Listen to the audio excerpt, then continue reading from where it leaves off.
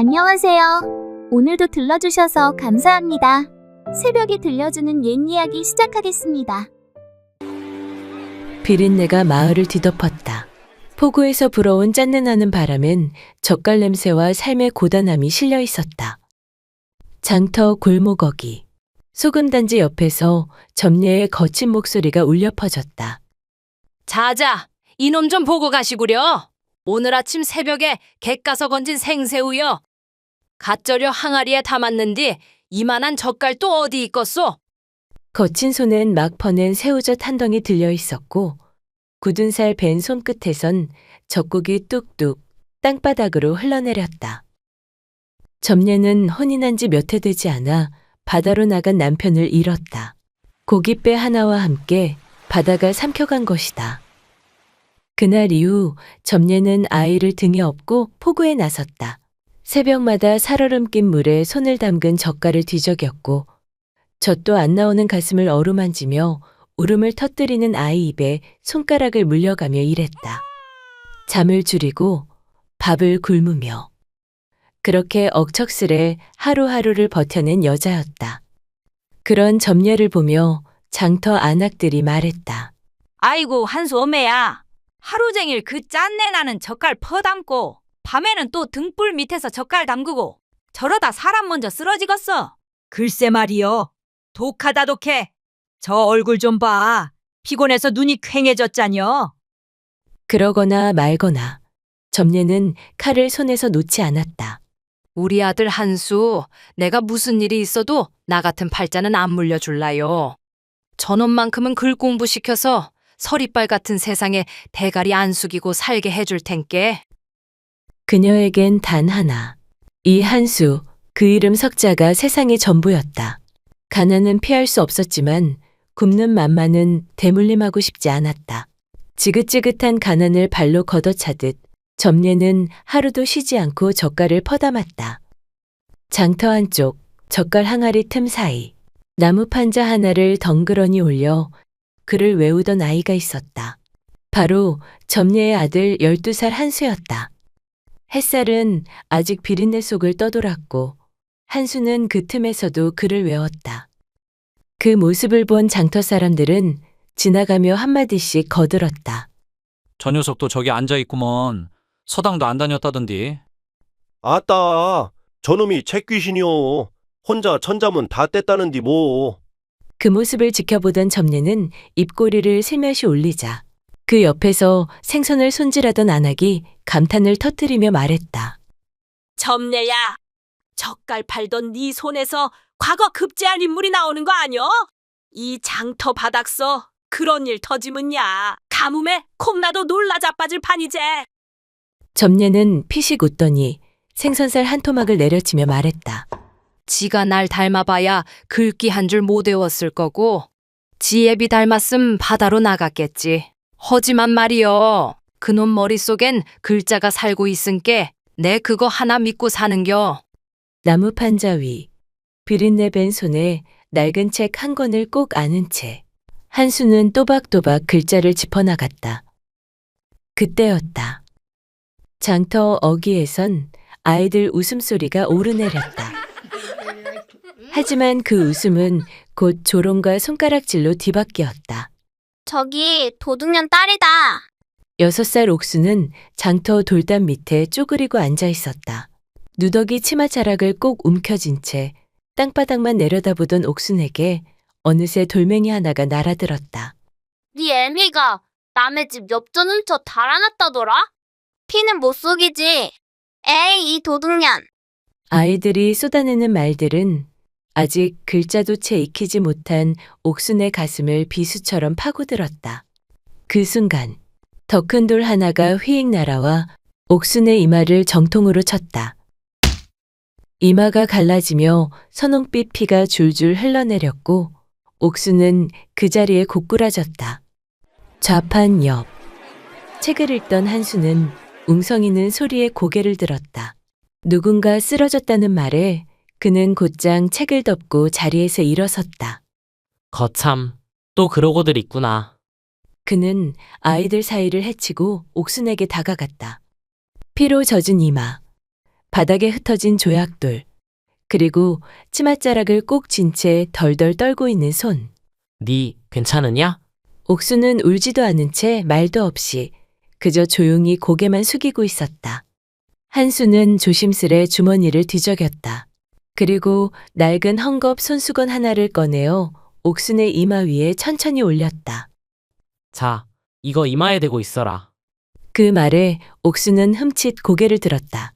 그제야 마주친 한수의 얼굴. 그 눈동자 속엔 따스한 햇살 같은 맑은 빛이 어려 있었다. 네 이름이 뭐냐? 옥순이요. 최옥순. 한수는 빙긋 웃으며 고개를 끄덕였다. 옥순이?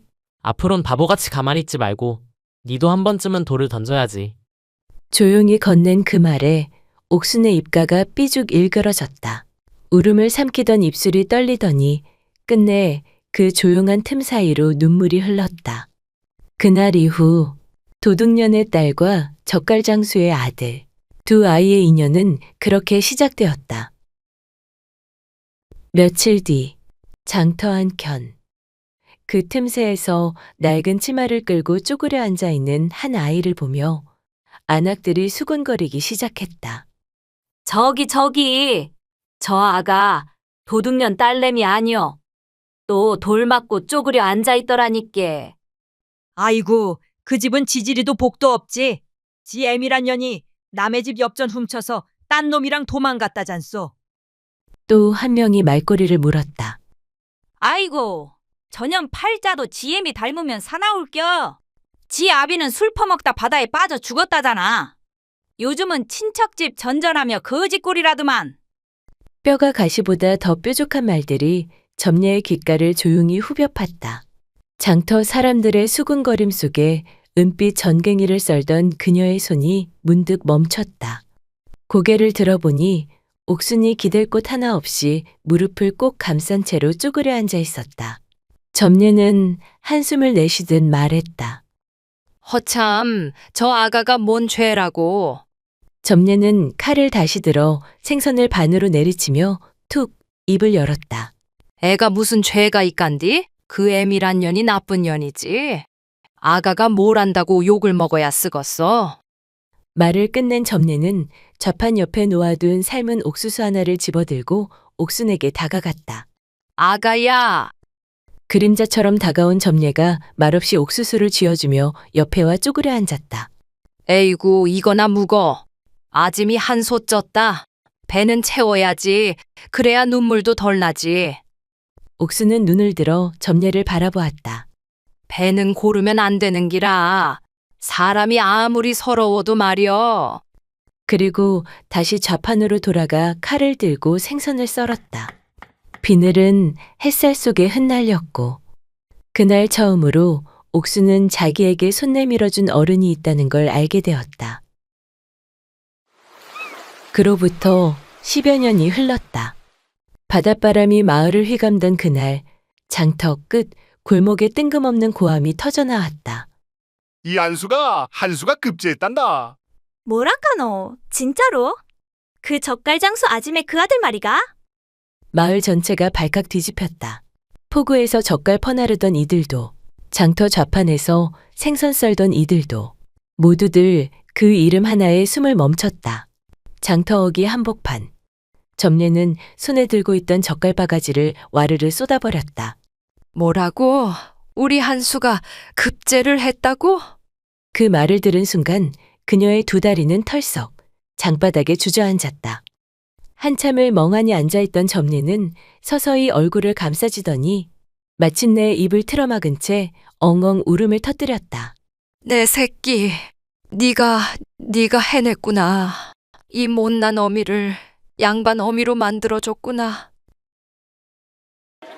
햇살이 대문 위 기와를 쓸고 마을 사람들이 조심스레 몰려들었다. 어이구야. 저 집 말이여. 원래 최참판대가 아니여? 점례가 그 집을 샀다잖여. 그렇게 젓갈 팔아 억척스럽게 돈을 모으더니 사람 팔자 진짜 알 수 없는겨. 적국물 묻은 손에서 과거 급제한 양반이 나올 줄 누가 알았겠어. 그러니까 기와지붕 아래 점례가 앉을 줄 말이야?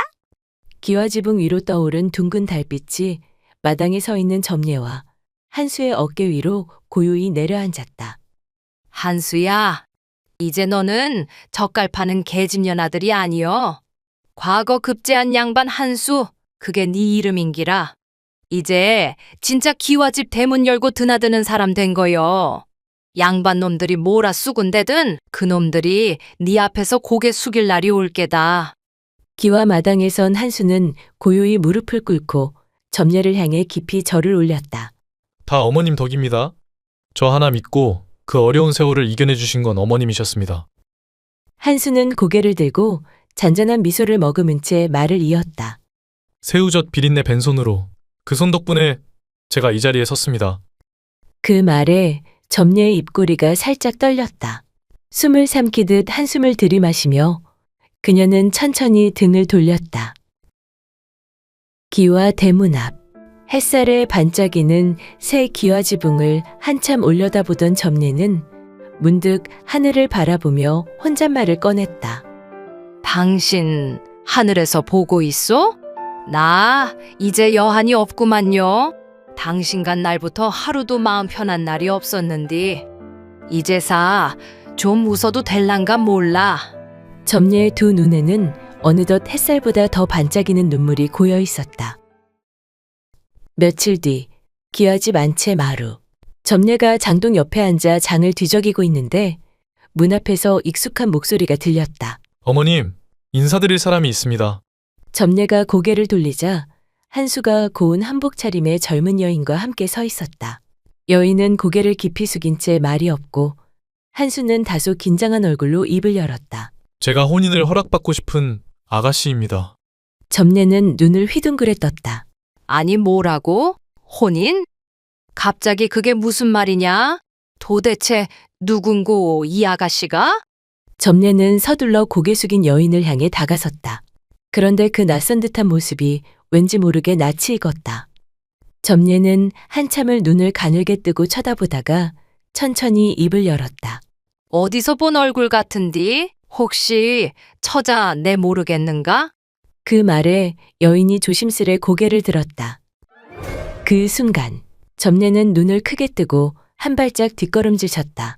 아니 너는 점례의 목소리는 떨렸고 한순간 뺨에 핏기가 가셨다. 그 도둑년 딸? 그래 어디서 봤더라 했더니 세상에 갸 많네. 어디서 낯이 익다 했지? 옥수는 아무 말도 못한 채 두 손을 꼭 모으고 눈을 내리깔았다. 점례는 얼굴이 불그락 푸르락해졌다. 입술을 달달 떨다가 끝내 언성을 높였다. 도대체 언제부터 이 애미 몰래 만난 게냐? 어디서 감히 이딴 년을 데리고 와서는 혼인을 하겠다고?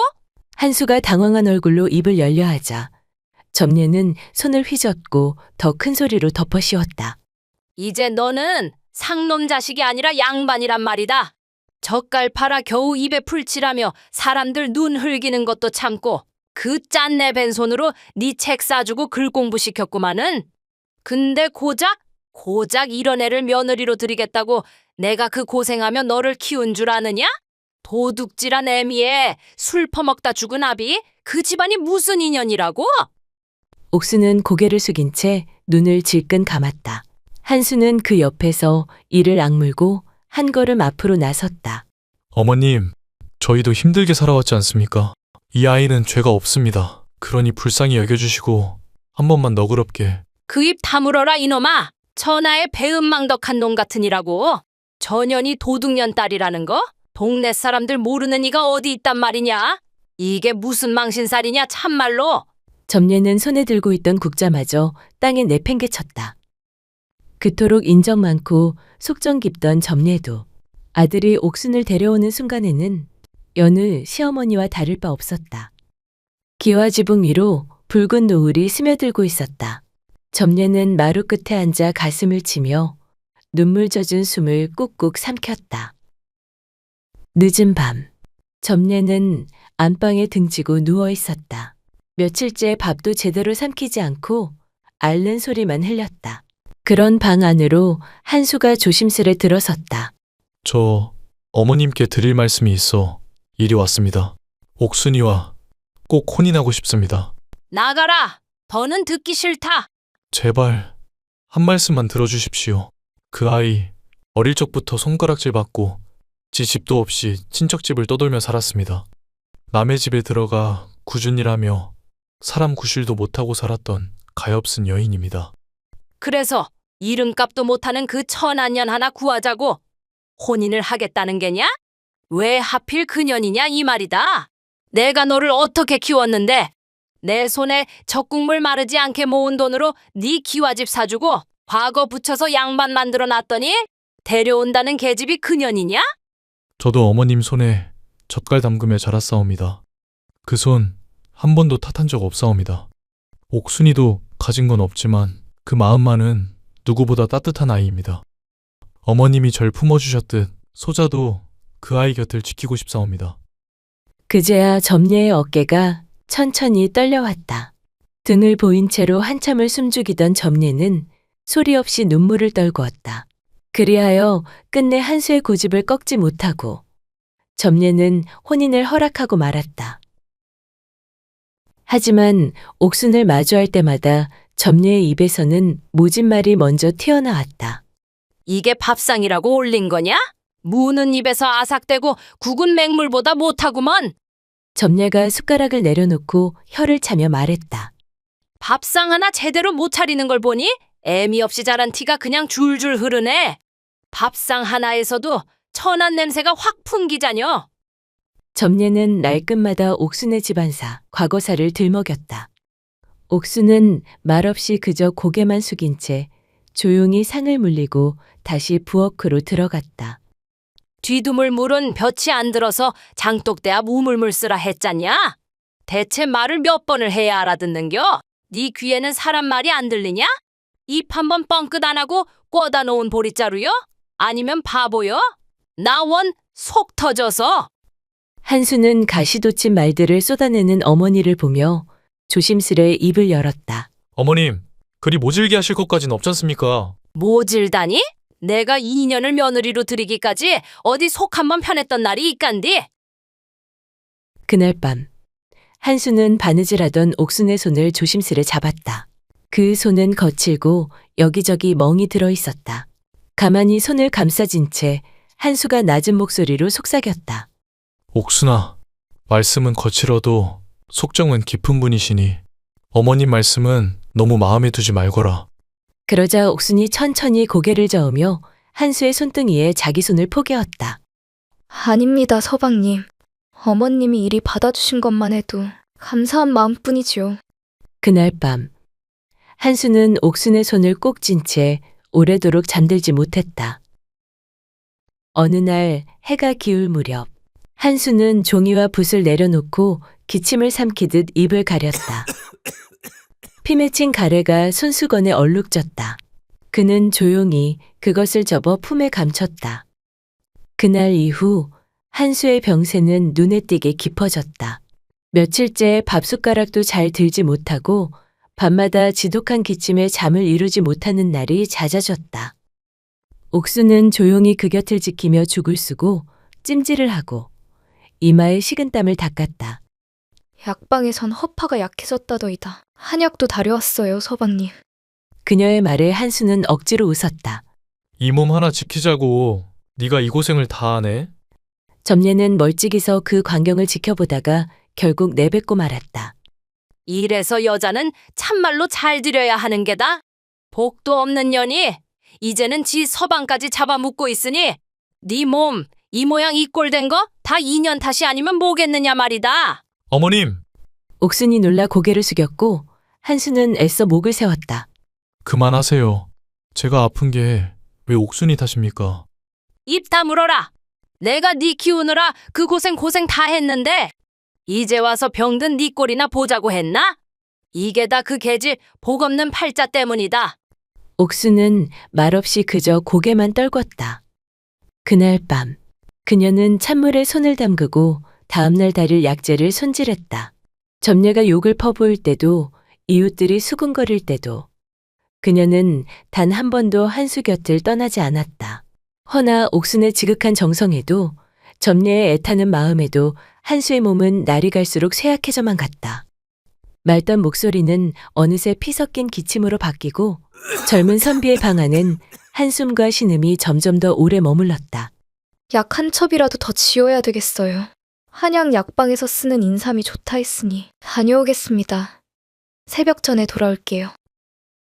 구슬땀을 흘리며 장터를 헤매는 옥순의 손에는 약초 꾸러미가 쥐어 있었고 손가락은 온통 덧나 있었다. 밤이면 밤마다 기침 소리에 잠들지 못해 옥순은 등을 토닥이고 죽을 식혀 수저로 입에 떠넣었다. 그 모습을 멀리서 지켜보던 점례는 문틈 사이로 조용히 눈을 감았다. 한수야, 그 기침을 달고 산 지가 벌써 얼마여. 어찌 그리 낫지를 못하는 게냐. 이 애미는 걱정이 되어 밤잠을 편히 자본 적이 없다. 점례는 결국 눈물을 흘렸다. 그러다 방에서 나오던 옥순과 마주쳤다. 옥순이 조심스레 입을 열었다. 어머님, 약방에서 기침에 좋다는 약재를 구해다 준다 하였사옵니다. 내일 아침 일찍 다녀오겠사오니 부디 조금만 더 기다려 주십시오. 서방님, 분명 나아지실 것이옵니다. 그렇게 말한 뒤 옥순은 마르지 않은 죽그릇을 두 손에 꼭 쥔 채 조심스레 방 안으로 들어섰다. 그녀는 야위어가는 한수를 바라보다 참았던 눈물을 떨궜다. 그때 한수의 손끝이 천천히 그녀의 손등 위로 스며들었다. 옥순아, 미안하다. 내가 네 인생까지 이렇게 힘들게 만들어 놓고. 그 말에 옥수는 고개를 들어 눈물 고인 눈으로 미소 지으며 말했다. 그런 말씀 마세요.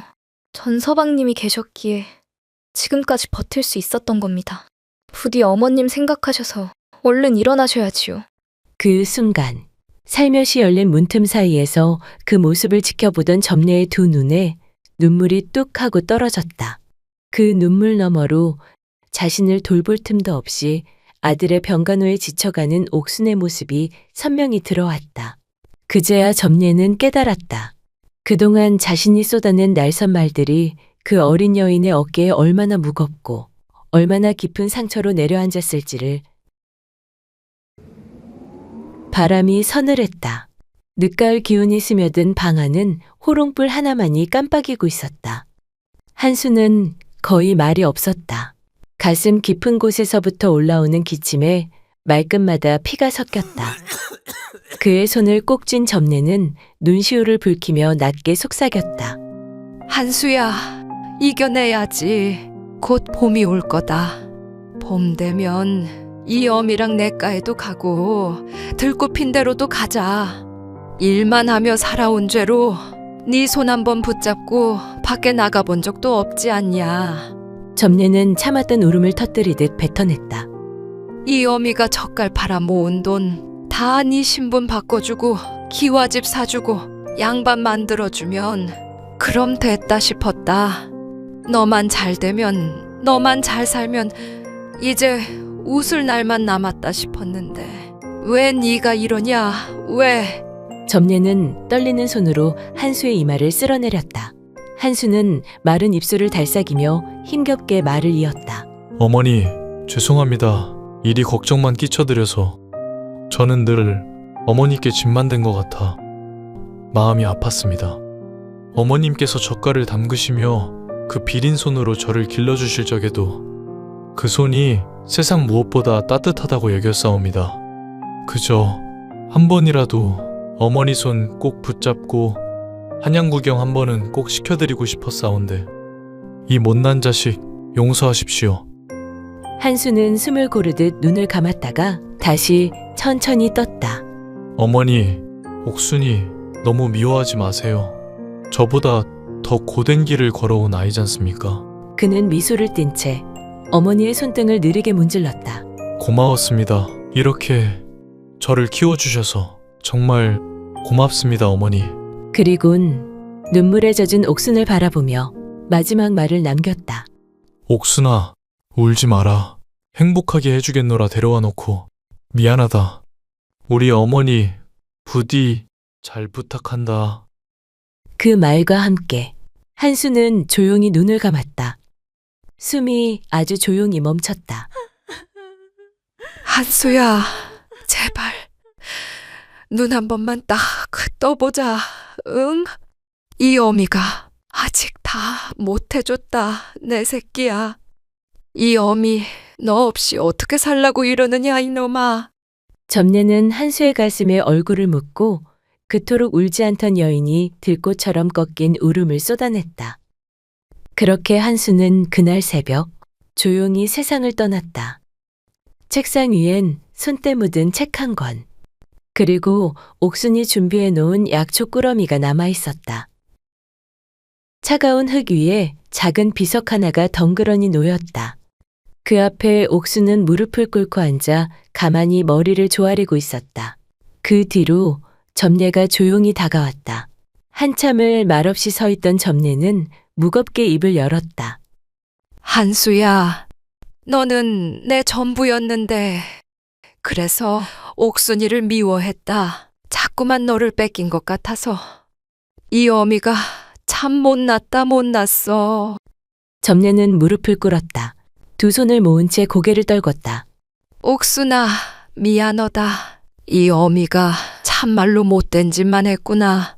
점례는 떨리는 목소리로 말을 이었다. 너는 죄가 없는 아이라는 거 누구보다 내가 잘 알면서도 괜스레 너를 원망하고 미워하고 그저 내 맘이 아픈 걸 네 탓으로 돌렸던 게야. 부디 이 못난 어미를 용서해다오. 옥수는 아무 말 없이 점례의 손을 덮었다. 손가락질 받던 어린 저에게 그날 어머님께서 옥수수 하나 조용히 내밀어 주셨지요. 그 따스한 손길, 전 아직도 잊지 못하고 있어와요. 그녀는 고개를 살며시 숙이며 덧붙였다. 이런 며느리를 그래도 품어주셔서 감사합니다, 어머니. 그 말에 점례는 아무 말도 하지 못한 채 손등을 덮은 옥순의 손을 천천히 감쌌다. 둘의 눈가에 이른 봄비처럼 고요히 맺혔던 눈물이 뚝뚝 떨어졌다. 한참을 그렇게 말없이 서로의 손을 잡고 가만히 봄을 기다렸다.